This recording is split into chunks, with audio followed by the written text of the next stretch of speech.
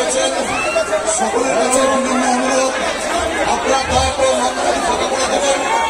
Corona আবহাওয়ার জন্য এত মানুষ মঞ্চের উপরে উপস্থিত থাকা যাবে না। করোনা আবহাওয়ার জন্য মঞ্চের উপরে যারা রয়েছেন আমাদের তৃণমূল কংগ্রেসের নেতৃত্ব, তৃণমূল কংগ্রেসের কর্মী যারা রয়েছেন তাদের কাছে বিনম্র অনুরোধ করছি, আপনারা মঞ্চটা হালকা করে দেবেন।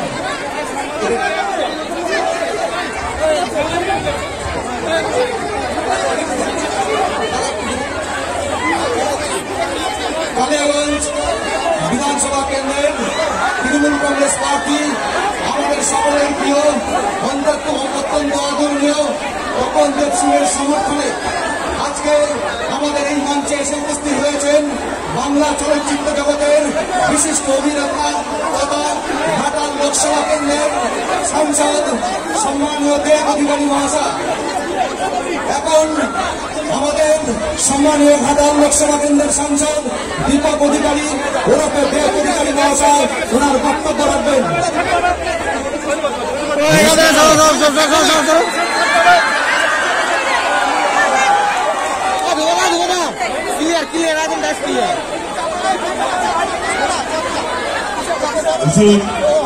প্রথমে আপনাদের সবাইকে হাত জোড়বে ধন্যবাদ, কারণ আপনারা অনেকক্ষণ ধরে এখানে অপেক্ষা করছেন, তার জন্য মাথা নিচু বলে প্রত্যেকটা মানুষ যারা এখানে উপস্থিত হয়েছে তাদের অসংখ্য ধন্যবাদ। Thank you so much. বলছি যেভাবে করোনা বাড়ছে, আমি আপনাদের একটাই কথা বলবো কি প্লিজ নিজেদের মাস্কটা পরবেন, কারণ মাস্কটাই একমাত্র উপায় যেটা আমরা বাঁচতে পারবো। এবং বিভিন্ন জায়গায় যাবেন, আমি বুঝতে পারছি নির্বাচন চলছে, অনেকগুলো সভা হবে, সমস্ত দল নিজের ক্ষমতা দেখানোর চেষ্টা করছে। তবুও আমি অনুরোধ করবো যে যদি ওরা যান মাস্কটা পরবেন, এবং যারা এখানে অনেকজনই মাস্ক পরে এসছেন, যারা যারা আজকে মাস্ক পরেছেন তাদের জন্য একটু জোরে হাত তালি, এবং যারা পরেনি তাদের পকেটে মাস্ক আছে, হাত তোলো। কি রুমাল হিসেবে নিয়ে এসছো? করবে তো? হ্যাঁ, তো পড়ে নাও, তাহলে আমি বলে দিচ্ছি।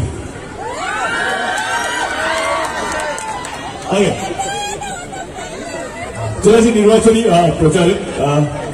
তপন বাবুর জন্য আমি আগের বারেও এসেছিলাম উপনির্বাচনে, তখন আমাদেরকে বলা হয়েছিল যে 56,000 ভোট থেকে আমরা পিছিয়েছিলাম, কিন্তু এটাই আপনাদেরই ভালোবাসা, আপনাদেরই আশীর্বাদ, তপনবাবু এটা কাটিয়ে 56,000 ভোটটাকে মানে মাইনাস করে এবং 2400 ভোটে আমরা লিড করেছিলাম। অলমোস্ট আমরা 60,000 ভোট পেয়েছিলাম ওই সময়। তো তপনবাবু একজন আমাদের খুব লড়াকু একজন নেতা, এবং এই পুরো ক্রেডিটটা যায় আপনাদেরকে, যারা এখানে উপস্থিত আছেন এবং যারা আজকে বাড়িতে আছেন, তাদের ভালোবাসা, তাদের আশীর্বাদ দলের প্রতি এবং তপনবাবুর প্রতি, এটা সত্যি মন থেকে আপনাদের সবাইকে ধন্যবাদ জানাচ্ছি। চলে আসি 2021 নির্বাচন। আজকে মানুষকে বোকা বানানো যাবে না, যে কেউ আসবে মিথ্য কথা বলবে চলে যাবে, অত সহজ নয়, কারণ প্রত্যেকের কাছে স্মার্টফোন আছে। আমি 1 বছর আগে কি বক্তব্য রেখেছিলাম সেটা আমি করতে পেরেছি কিনা, সেটা না করতে পেরে আবার নতুন কিছু একটা বক্তব্য রাখলাম, সেটা মানুষ 2 মিনিটে ধরে নেবে। আমি আপনাদের একটাই কথা বলবো, আপনারা যাকে ইচ্ছা ভোট দিন, এটা আপনাদের গণতান্ত্রিক অধিকার, কিন্তু মাথায় রাখবেন যাকে ভোট দিচ্ছেন না কেন সেই জন্য আপনাদের কাজ করে, আপনাদের পাশে থাকে। শুধু ভোট নিয়ে পালিয়ে যাবে অন্য কোথাও, তা যেন না হয়, তাহলে বাংলা পিছিয়ে যাবে। আমি কাউকে ছোট করে নিজের দলকে বড় করতে পছন্দ করি না। আমার মনে হয় যে প্রত্যেকটা দলের পরিচয় হয় তার কাজ। তো সেই জন্য গলা চিৎকার করে ফাটিয়ে ও চোর এই চোর এইসব বলে লাভ নেই। কোন দল কাজ করেছে এবং আগামী দিন কাজ করবে সেটা বললেই মানুষ ভোট দেবে, এটা আমার বিশ্বাস। তো সেই সূত্রেই বলি যে আমাদের দল গত 10 বছর ধরে বাংলায় আছে, মানে দিদি 10 বছর ধরে মুখ্যমন্ত্রী আছে, এবং আমাদের দল আমাদের নেত্রী গত 10 বছরে কি কি কাজ করেছে আমি আপনাদের সামনে তুলে ধরব। যদি আপনাদের মনে হয় যে আমাদের দল সত্যি কাজ করতে পেরেছে, তাহলে আপনারা আমাদেরকে ভোটটা দেবেন, বাস এইটুকু। মানে এর জন্য চিৎকার করতে হবে না, এর জন্য চেঁচামেচি করতে হবে না, পরিষ্কার যে কাজ করবে তাকে আপনাদের ভোট দেওয়া উচিত। তবে যে আপনাদের শুধু নয়, আপনাদের পরের জন্ম যারা আসবে তাদের প্রজন্ম ভালো হবে, তাদের ভবিষ্যৎ ভালো হবে। চলে আসে আমাদের সরকার। আমি 10 বছর কথা বলবো না, আমি শুধু গত বছরই কথা বলি। যখন করোনা আসলে শুরু হলো, ভারতবর্ষ জুড়ে লকডাউন শুরু হয়ে গেল, আমরা কি দেখলাম? আমরা দেখলাম আমাদের দেশের আদরণীয় প্রধানমন্ত্রী এবং অন্যান্য রাজ্যের মুখ্যমন্ত্রীরা তারা তাদের নিজেদের অফিসে বসে সমস্ত আদেশগুলো দিত, সমস্ত অর্ডারগুলো দিত। বলা হতো কখনো থালা বাজাতে, বাটি বাজাতে, দেয়া লাগাতে, অনেক কিছু বলা হতো।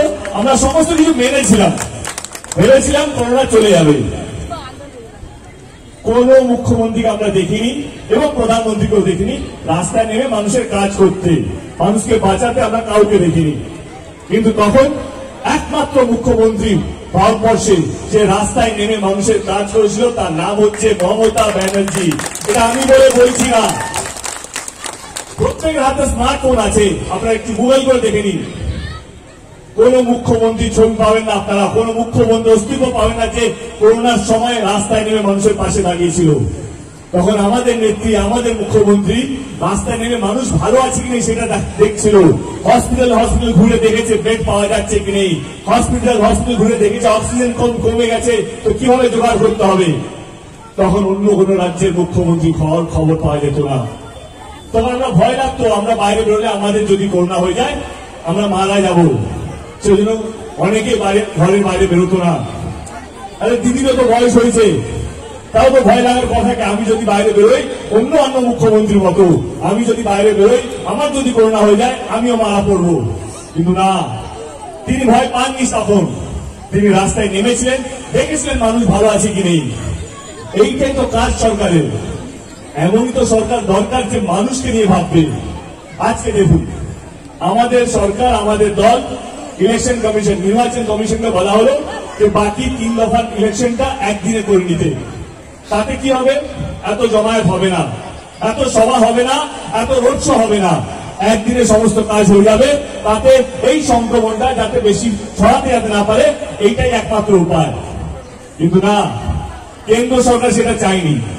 কেন্দ্র সরকার বলছে যদি 5 দফা নির্বাচনটা হয় তাহলে তারা ক্ষমতায় আসতে পারবে না।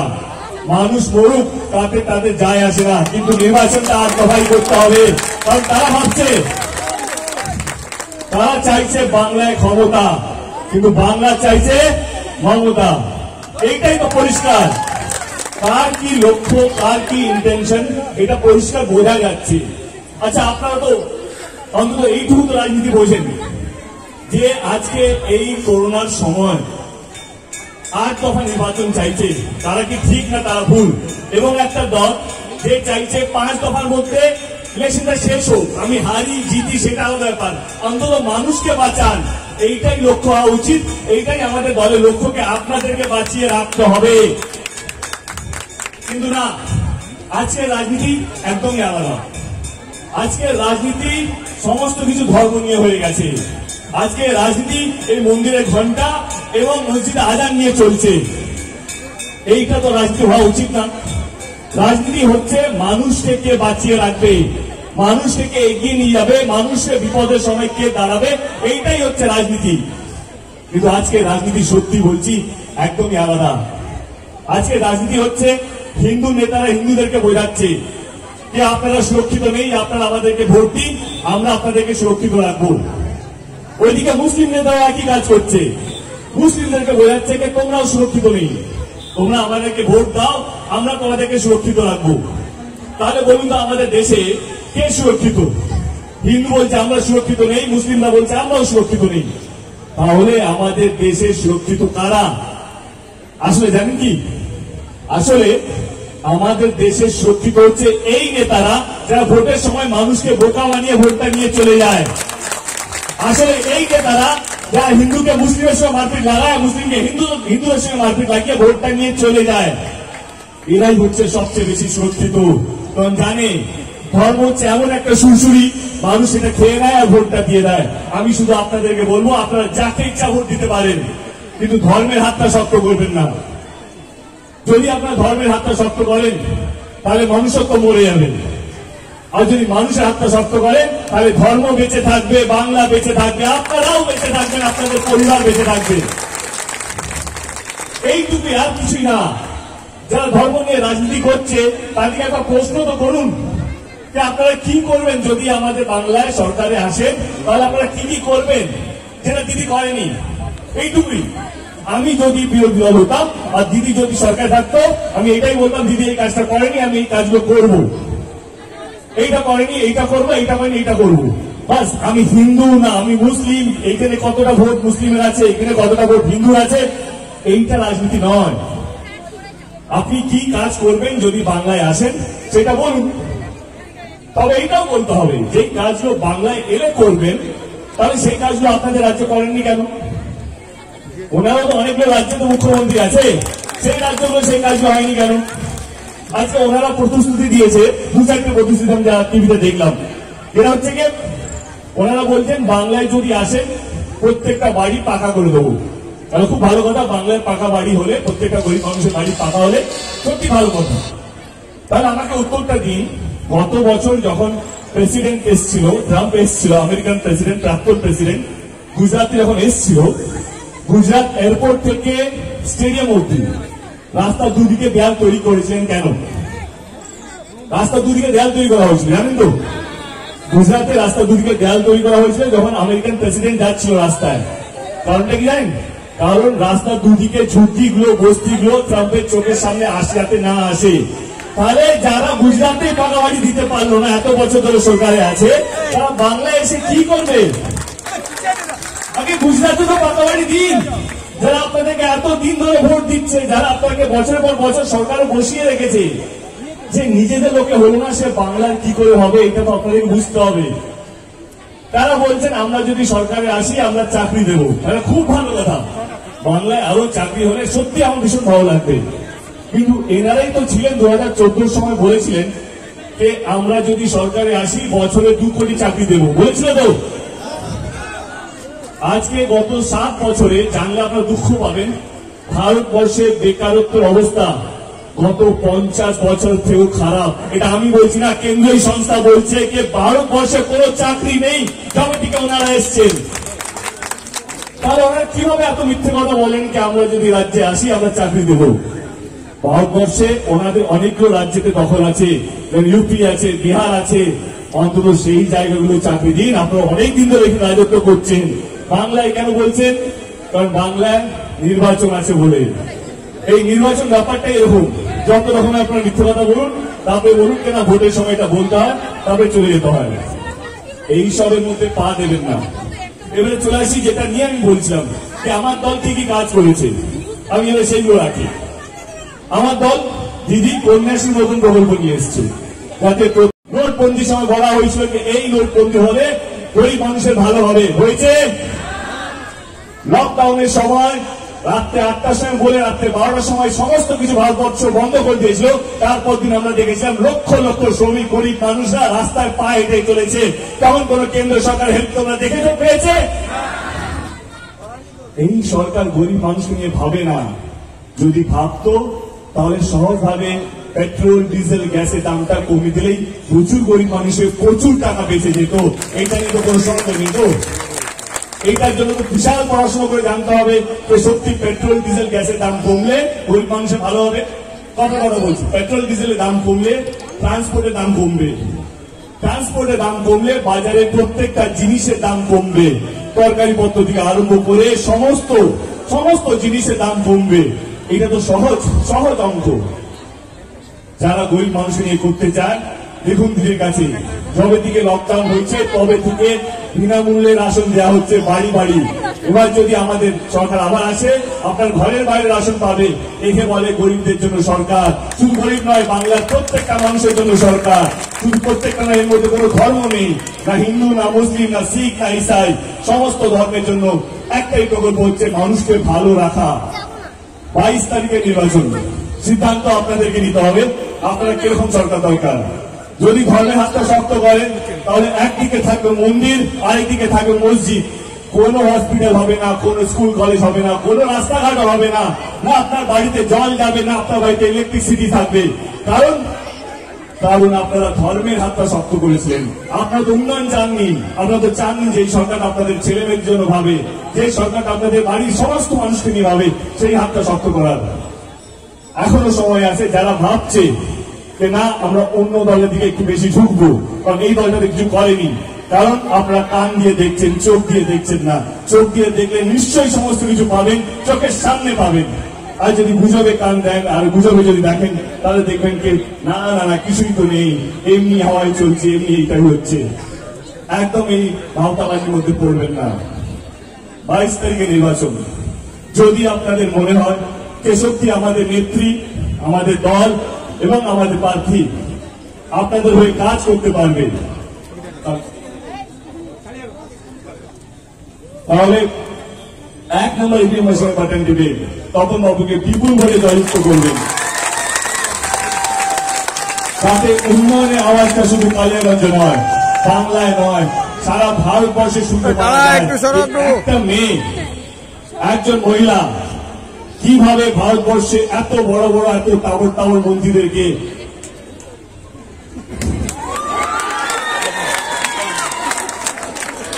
যাকে আমার মনে আপনারা বুঝে গেছেন। আমার আরো দুটো সভা আছে। আবার বলছি, যদি ধর্মের হাতটা শক্ত হয় তাহলে মানুষ হেরে যাবে, আর যদি মানুষ জিতে তাহলে ধর্ম বেঁচে থাকবে, বাংলা বেঁচে থাকবে, আপনারা বেঁচে থাকবেন, ভারতবর্ষ বেঁচে থাকবে।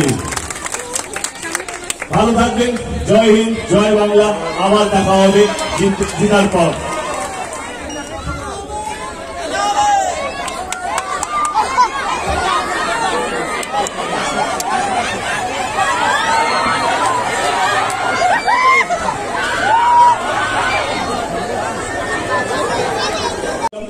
এই কন্যাশ্রী কি দরকার দিব, কারণ যেই মেয়েগুলো, বাচ্চা মেয়েগুলো এই কন্যাশ্রী প্রকল্পগুলো পাচ্ছে, তারা তো কেউ ভোট দেবে না, কারণ তাদের কারোরই ভোট দেওয়ার বয়স হয়নি। কারণ তুমি এমন মানুষের জন্য করছো, সে ভোট দেবে না, তাও তো টাকাটা নষ্ট হলো। শিখুন ওদের কাছে, ওরা এসে এমনই প্রস্তুতি দেয় যারা ভোট দেওয়ার বয়স হয়। ওরা তো বাচ্চাদের জন্য কিছু করছে না, তুমি কেন করছো? দিদির উত্তরটা খুব সহজ ছিল। এটাই যে আমার বাংলায় প্রত্যেকটা মেয়ে যেন তার পড়াশোনার অধিকারটা পায়, সে হিন্দু হোক বা মুসলিম।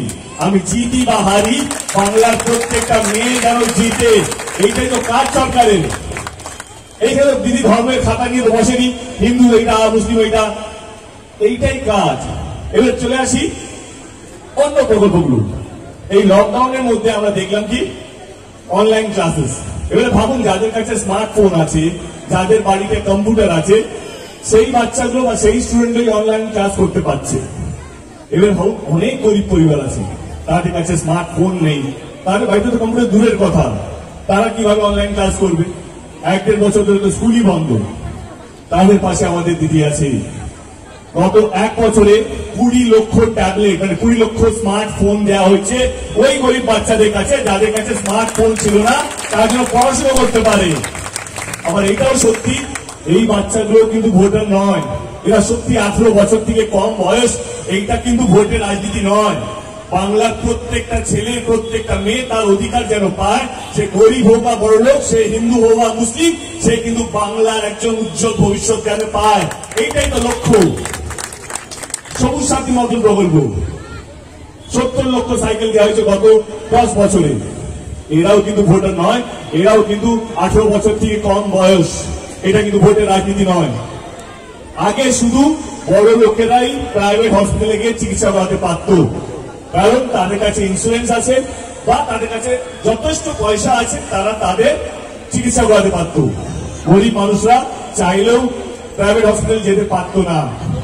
আমাদের সরকার স্বাস্থ্য সাথী কার্ড নিয়ে এলো, বাড়ির প্রত্যেকটা মানুষের কাছে 5 লক্ষ টাকা করে বীমা দেওয়া হচ্ছে, যাতে গরিব মানুষ চাইলেও প্রাইভেট হসপিটাল চিকিৎসা করাতে পারে। এখন শুধু বড় লোকেরা নয়, গরিব মানুষও প্রাইভেট হসপিটালে গিয়ে চিকিৎসা করাতে পারে। এইসব প্রকল্পগুলো অন্য কোন রাজ্যে নেই। আপনারা গুগল করে দেখে নিন, আপনারা তো যথেষ্ট রাজনীতি বোঝেন আমার চেয়ে। আমি তো আপনাদের রাজনীতি বোঝাতে আসিনি। এইগুলো খবর নিয়ে দেখবেন। এইগুলো না বিজেপি রাজ্যে আছে, না অন্য কোন শাসক দল যারা অন্যান্য রাজ্যে আছে, তাদের রাজ্যে এই সব প্রকল্পগুলো নেই। শুধুমাত্র বাংলায় আছে, বাংলার প্রত্যেকটা মানুষের জন্য আছে। এটা কিন্তু ভোটের রাজনীতি নয়, এটা মানুষকে ভালো রাখার রাজনীতি। কিন্তু আজকে রাজনীতি এরকম হয়ে গেছে, আপনারা বলুক যা ইচ্ছে হোক, আমার যেন ভোটটা চাই, 8 দফায় ভোটটা চাই, তারপর আমি ক্ষমতাটা নিয়ে নেব। আরে মানুষকে বাঁচান, রাজনীতি মানুষকে মেরে ফেলে নয়, রাজনীতি হচ্ছে মানুষকে বাঁচিয়ে রাখা, তাও ভাবে সুস্থভাবে বাঁচিয়ে রাখা, শান্তভাবে বাঁচিয়ে রাখা, ভালোভাবে বাঁচিয়ে রাখা। 22 তারিখে নির্বাচন, এবারে সিদ্ধান্ত আপনাদেরকে নিতে হবে। কালিয়াগঞ্জের নাট মন্দিরে কিছুক্ষণ আগে সভা শেষ হয়ে গেল তৃণমূলের সাংসদ তথা প্রখ্যাত অভিনেতা দেবের। এখানে তৃণমূল কংগ্রেস প্রার্থী তপন দেব সমর্থনে তিনি আজ এসেছিলেন। এখানে তিনি সাধারণ মানুষের উঠতে একটাই বার্তা দিয়েছেন যে আপনারা ধর্মের ভিত্তিতে ভোট দিবেন নাকি উন্নয়নের ভিত্তিতে ভোট দিবেন সেটা আপনারাই ঠিক করুন, কারণ উন্নয়ন করতে গেলে লাগবে একটি মানুষের সরকার। আর সেই মানুষের সরকার তিনি বলেন যে রাজ্যের 10 বছর ধরে যে তৃণমূল কংগ্রেস মুখ্যমন্ত্রী যেভাবে মানুষের পাশে থেকে কাজ করে গেছেন তা কিন্তু অকল্পনীয়। তিনি পাশাপাশি তিনি আরও বলেন যে করোনার সময় যে রাজ্যের মুখ্যমন্ত্রী যেভাবে মানুষের পাশে থেকে কাজ করেছেন তা কিন্তু অকল্পনীয়, কারণ ভারতবর্ষে আর 5টা রাজ্যের মুখ্যমন্ত্রীকে এইভাবে পাশে দেখা যায়নি। এখন দেখার বিষয় যে সাংসদ তথা দেব অভিনেতা তার বার্তা মানুষের কতটা আগামী দিনে বা 22 তারিখে ভোট বাক্সে প্রতিফলিত হয় সেটার জন্য আমাদের নজর রাখতেই হবে। উত্তর দিনাজপুর জেলা থেকে ক্যামেরায় শুভ আচার্যের সঙ্গে তন্ময় চক্রবর্তী, বর্তমানের কথা।